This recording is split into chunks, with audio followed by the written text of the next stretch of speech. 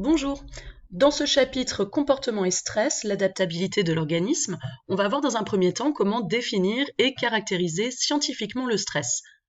Alors le premier à avoir parlé vraiment de ce terme, le stress, c'est Hans Selye, qui a remarqué que tous ses patients, quelle que soit la pathologie dont ils souffraient, présentaient des caractéristiques communes. Donc selon lui, ils subissaient tous un stress physique qui était dû à la maladie. Et donc c'est comme ça qu'il a défini pour la première fois le stress, comme quoi c'est une contrainte non spécifique sur le corps, causée par des irrégularités dans son fonctionnement normal.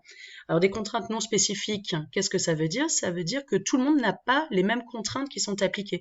En effet, ces différents patients n'étaient pas tous atteints de la même maladie. Ensuite, cette définition a un petit peu été remise en cause.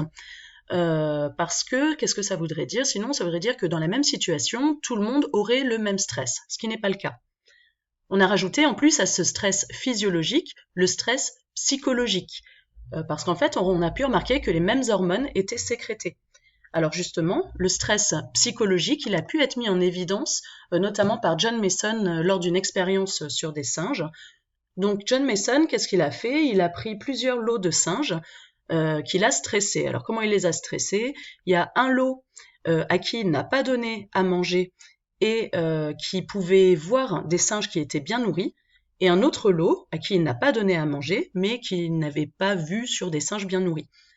Donc il a pu remarquer qu'il y avait un stress physique déjà du fait de pas manger, mais qu'en plus le lot qui pouvait voir d'autres singes être bien nourris, eux, présentaient encore plus d'hormones de stress dans le sang.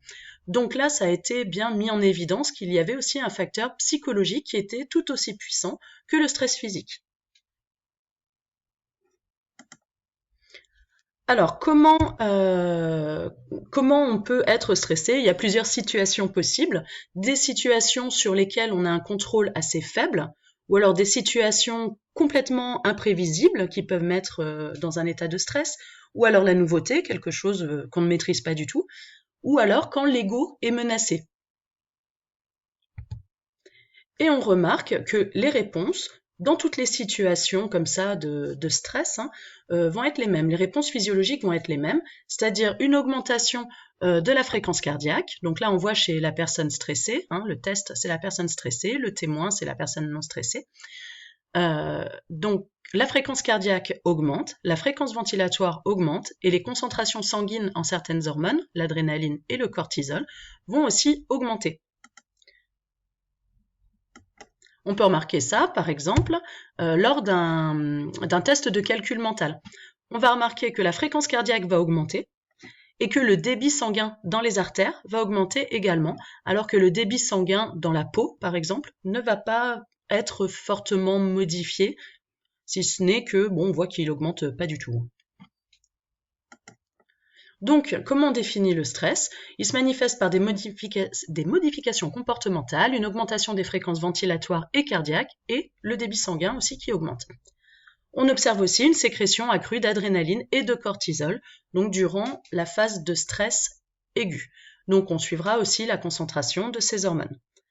Vous pourrez avoir accès au diaporama. Voilà, faut pas vous inquiéter pour les différentes diapos que vous avez ici. Si vous n'avez pas eu le temps de lire, bien sûr, vous pouvez faire pause dessus. Bonne journée!